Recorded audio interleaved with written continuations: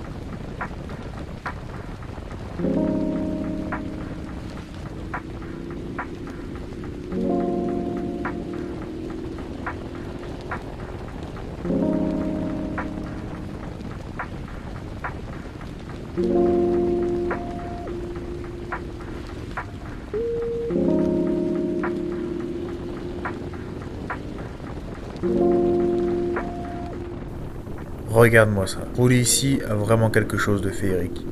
Tu es l'infiniment petit en plein centre de l'infiniment grand, lui-même une poussière à l'échelle de l'univers.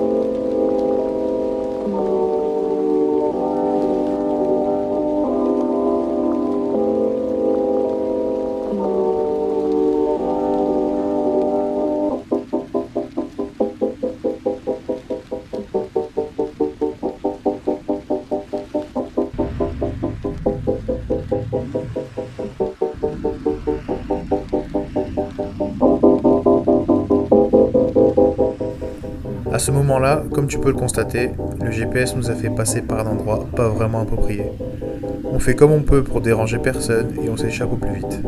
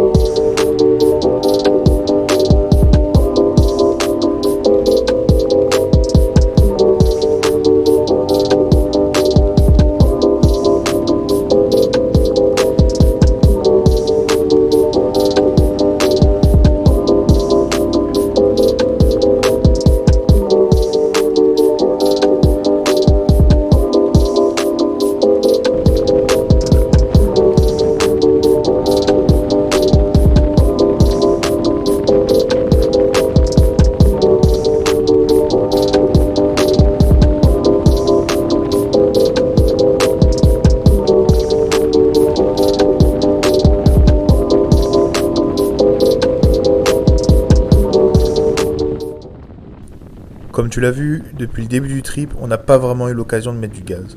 Disons que les conditions sont bientôt réunies. Alors c'est parti.